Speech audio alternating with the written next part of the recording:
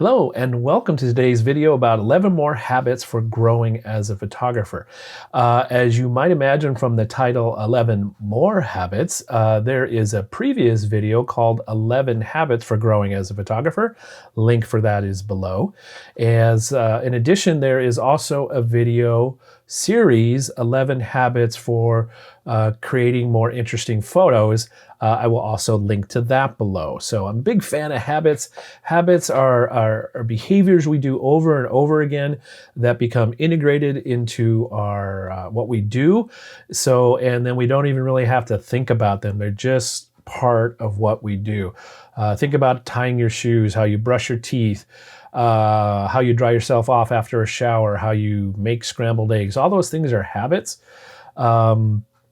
And you don't even probably even think about how you do them. If you stop and think about them, then they probably don't happen. So habits for growing as a photographer, and 11 more of them, is a good thing. And one of the things to be aware of in growth, any type of growth, is that the path is never straight. It's never just a trajectory upward. There's always going to be peaks and valleys and stops and starts and times where there's not much growth, times where there's rapid growth. So just be aware of that, and your growth will be different than anybody else's. So just hang in there, do what you need to do for you, pay attention to things that feed you, nurture you, and help you grow. So before we get started with the 11 more habits for growing as a photographer, let's do a dad joke. So the dad joke is, what is a bad wizard's favorite computer program? Bad wizard's favorite computer program? That program is the spell check. Get it? Wizard spell check, bad wizard. No charge. All right, let's get started with the habits. I make my list have 11 so that it's kind of a nod to the movie This Is Spinal Tap and the amp that goes to 11. It's just a little different. So we're going to start with habit number 1.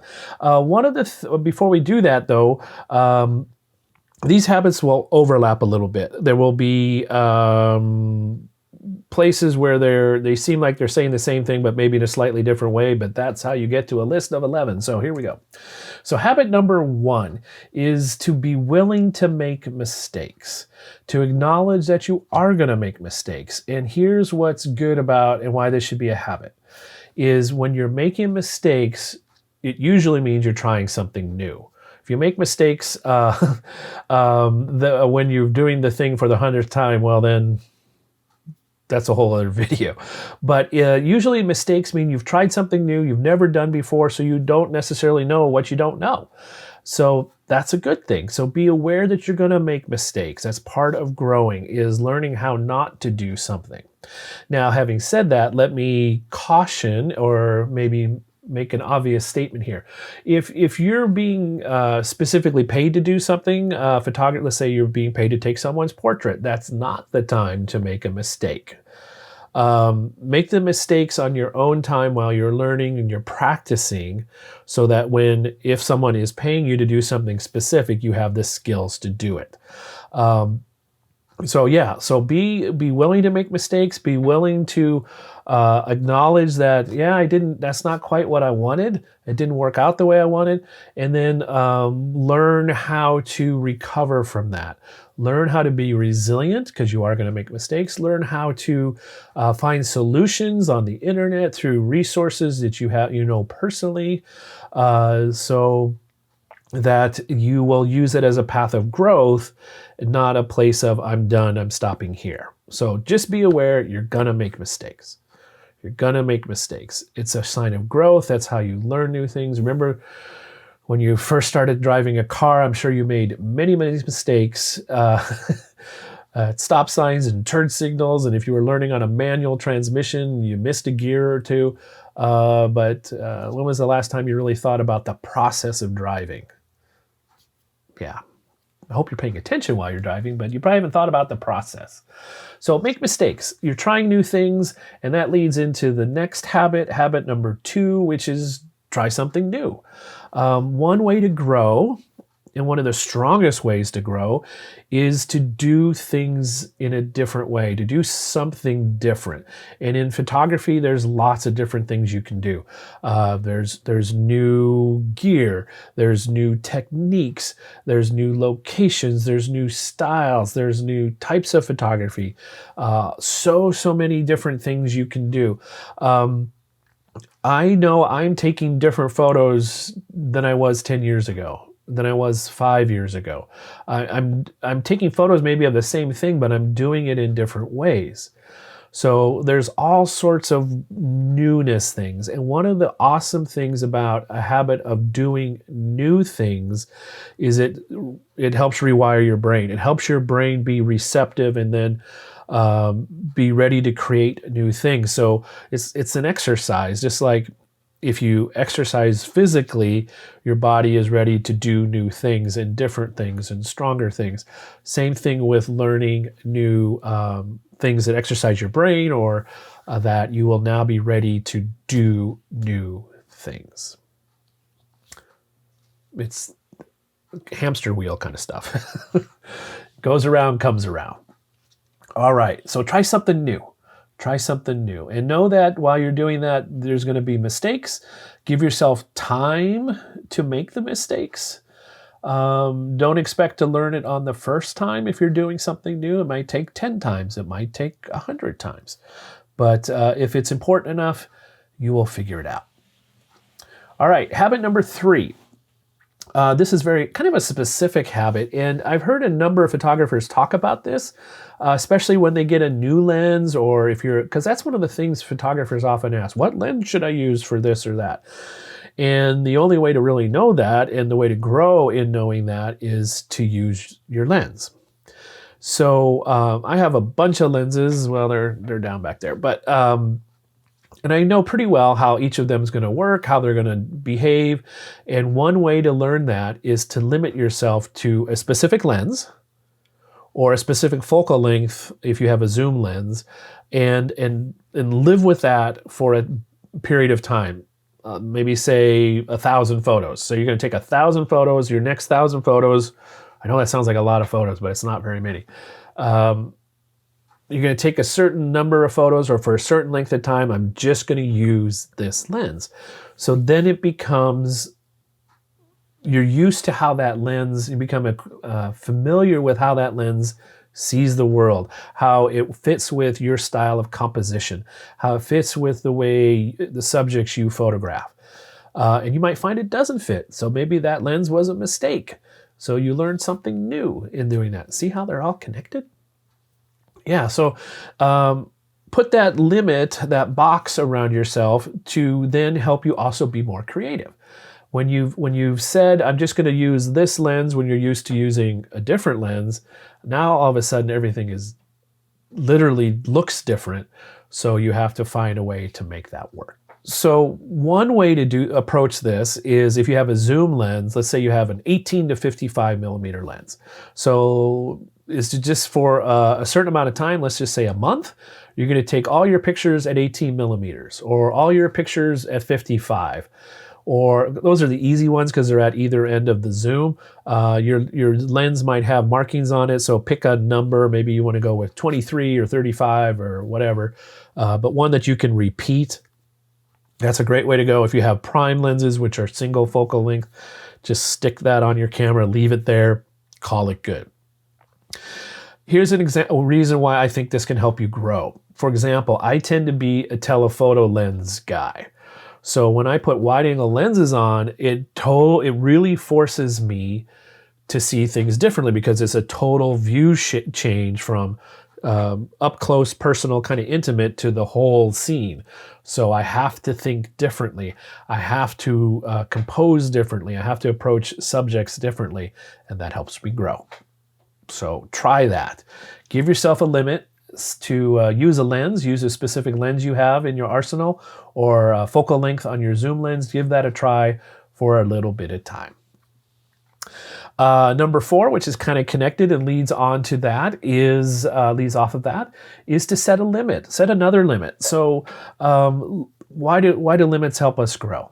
limits, when you create them or they are imposed on you, they give you freedom then to discard certain things. Here's how setting a limit can help you grow. When you set limits, one of the benefits of setting limits is that means there's a whole bunch of things you don't even have to think about. So that means you can focus and concentrate on working within what the resources you do have and just use them to their fullest. One of the limits you can set for creating photos is maybe the next time you go out and take photos, you're going to pretend you're back in the 1970s and you have a roll of film with 24 photos on it. So you're just going to take 24 pictures exactly. That's the limit. I've heard there's projects where you can, let's say you cover up the back screen of your camera, maybe put duct tape over it or something like that, so you can't review your photo. So you take a photo, but you can't look at it until you get back to your computer. So again, the limit is you don't know if you got it until you get back to your computer. Maybe you set a limit of, there's a million ways you could set limits, obviously. But the limits then make you get creative in how you still create an interesting photo given that limit. There's a phrase, necessity is the mother of invention. So when you have these limits, you make do with what you have, and then you stretch those things even farther than you normally would if you didn't have those limits. Okay? Set a limit for yourself. If you need some suggestions on that, leave a comment below if you want some suggestions for limits in your photography. I'd be glad to maybe help you come up with an idea or two for that. It's a really great process to help you focus. Focus is a good thing. Pardon the photography pun. Habit number 5. Habit number 5 is to remember it's fun. And I don't mean just frivolous, playful all the time, but remember the joy of photography. Remember the joy of creating. That's why I got into this. I enjoyed it. If it allowed me to express myself in ways that I could in no other way. So remember that. Now, obviously, there will be times when it's not as fun. And there will be times when you don't enjoy it as much. And I encourage you at those points to examine what's going on, to reflect on it. Maybe you need to set a limit. Just use one lens for a month. See if that helps you out.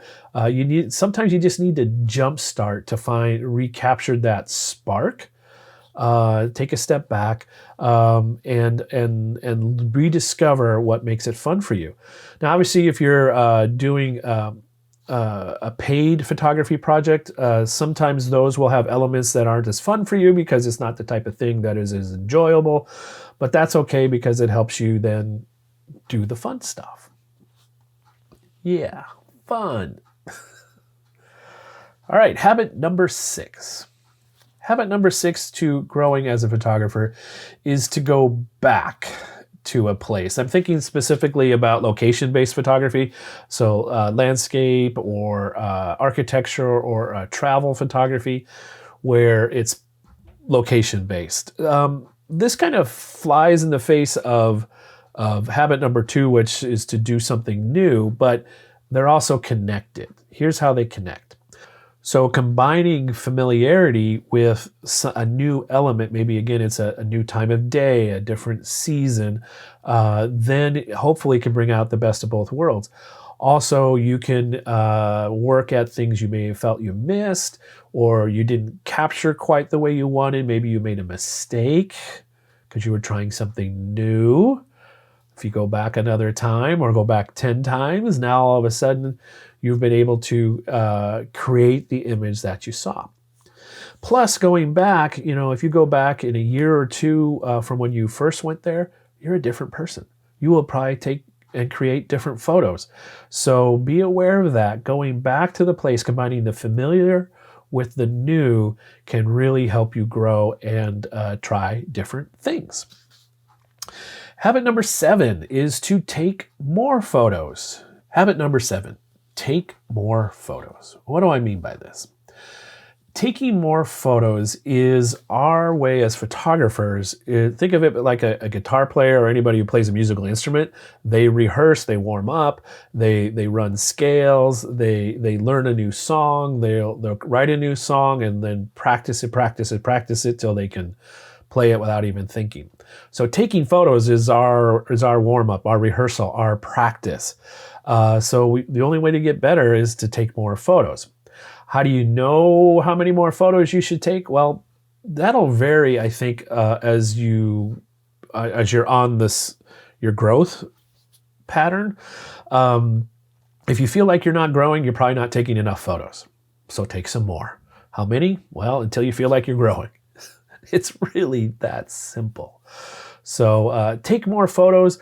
Remember, they don't really cost any extra money, and they're relatively cheap to store on your camera and your computer. Make sure you do back up, though. Back up your photos always, kids. Always back up.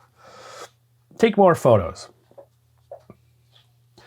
Number 8, I created this habit, was thinking of this habit in this video is being recorded in the end of 2020. And we're in the midst of another surge in COVID cases around the U.S.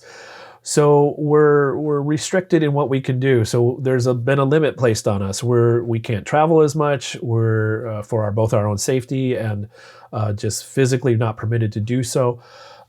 So we have a limit. So you have the limit of the inability to do some things. So we have this downtime. So it's a great time to learn some new skills. Especially on the technical side, if you want to learn how that one button works on your camera that you don't know how to do, if you want to learn how to do time lapse, if you want to learn a new technique, learn how to do manual exposure, get better at manual focus, try different types of composition, this is a great time to do that. And you can combine it with the taking more photos while you're practicing these new technical skills. You'll be taking more photos. So there you go. See how they're connected? They're connected. So during this downtime when you're maybe not being strictly creative, it's a great time to learn some of the technical things, to jump in, take some risks, try something new, make mistakes. So yeah, use that downtime where maybe you're limited in your options to be creative, to practice the technical. Those technical skills, once you learn them, they give you a broader set of colors or paintbrushes, if you will, to then have more options as you're creating. Because you can combine the technical with the artistic to help you grow and create more interesting photos. Habit number 9, when in doubt, try a special effect. Try something playful, something fun. So some of those can include a panorama, so a sequence of photos to show more of a scene, and then you stitch them together with software. Try HDR, high dynamic range, which is when you have a situation with a photo that has a very bright light and a very dark light. It's bright and dark at the same It's bright and dark at the same time, and you need the whole range of tones. ICM, which stands for intentional camera movement, so you have a longer shutter speed and you're moving the camera around and creating abstract stuff. Try black and white. Try time lapse. All sorts of these kind of special. They're not tricks, but they can be, that can jumpstart some creative thinking, that can help you synthesize and create something totally unexpected that you weren't thinking of at the time you took your camera out to create an image. So remember those things are there to play with. My camera has a double exposure, which is fun to just play around with. It's hard to explain it until you try it. But I didn't think of looking at it that way. And oftentimes in the act of looking at something differently, there's enough there to spark then a thought to, now I know what to do with this image. Now I know how I want to create this image and where I want to take it, the story I want to tell. So don't just use the special effects as kind of tricks and crutches and get out of jail free cards when you're not sure how to create the photo, but use them as sparks for creativity. Sparks for creativity. All right, that's habit number 9. Let's move to habit number 10, and that's to be bored. Like this video. No, this video isn't boring. This video is so exciting. So be bored. Be constructively bored. Here's what I mean by that.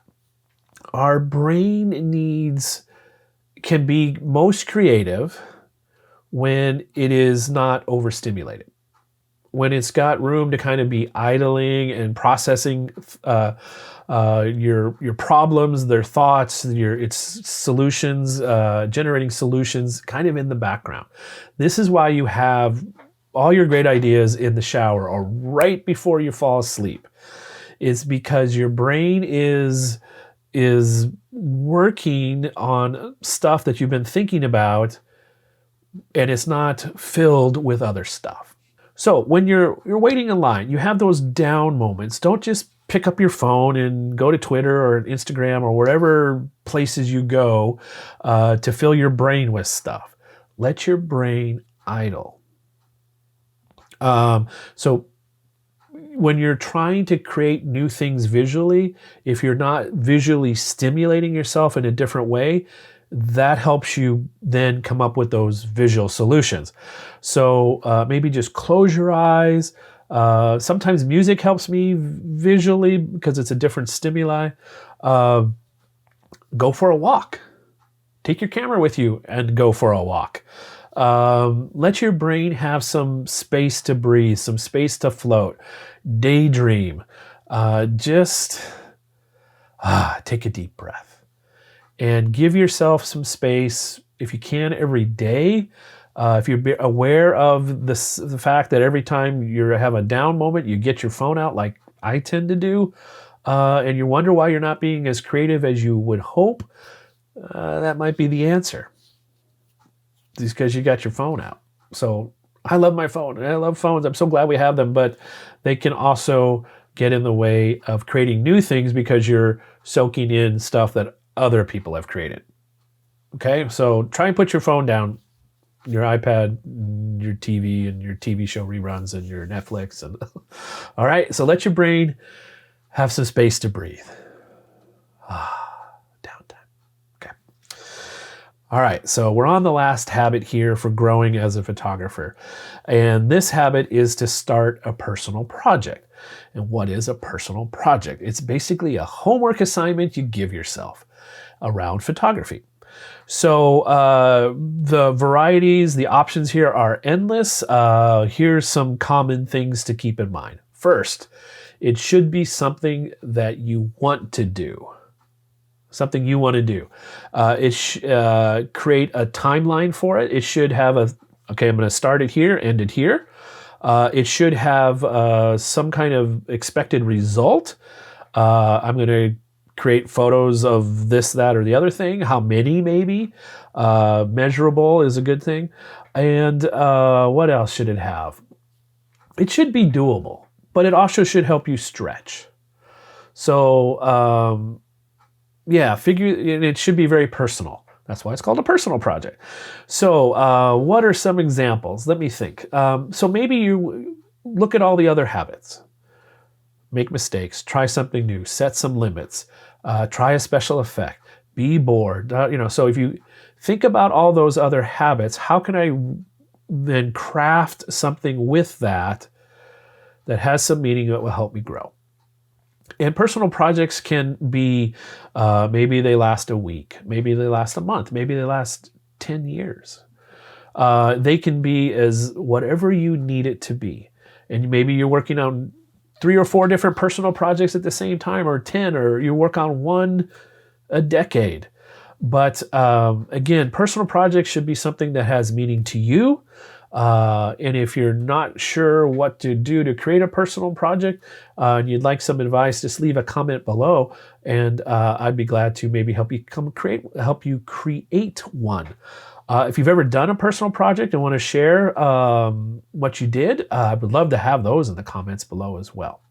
So let's think of a personal project. Let's just create a sample one. And I'm going to do this personal project. I just decided right now I'm going to create this personal project. So let's see. I want to set a limit.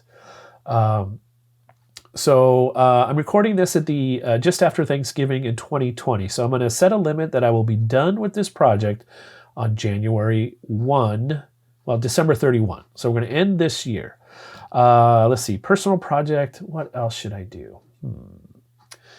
Okay, here's my personal project. I have a new lens. It's on my video camera right now. It's a 23 millimeter lens. It's a Viltrox lens. That's new to me. And I haven't really taken it out and taken any photos with it yet. So that's my personal project. I'm going to set a limit of using this one lens, and I want to take at least 300 photos with this lens by the end of the year. So, which is about 6 weeks away. So I've set a limit. I've created a project goal. I could be even more precise. Let's see, what do I want to take pictures of? I'm not sure what I want to do with subject matter yet. I don't necessarily want to place that limit. That might kind of come out as I start taking photos with this lens, but I don't want to set that limit yet. So that's what a personal project is, something that you want to do. It's got an end date, it's got a goal, it's got some limits, and boom. So I'm looking forward to doing that. Yeah. When I get done, maybe I'll share a link to the photos below. So there you have it, 11 more habits for growing as a photographer. As you're considering these habits, I hope you are gracious to yourself as you consider your growth, or maybe sometimes, like I'm feeling right now, lack of growth. We all do it at different paces, in different seasons, in different speeds, and in different ways. So be aware your growth is personal. It'll be different than anybody else's. If you have some habits that have been helpful to you in your growth as a photographer, I would love if you'd share them in the comments below. Thank you very much. And I look forward to sharing some more habits at a future point down the road. So until we meet again in the next video, have fun creating photos. Take care of yourself in the midst of this goofy year so far 2020 has been. And I look forward to seeing you in the next video.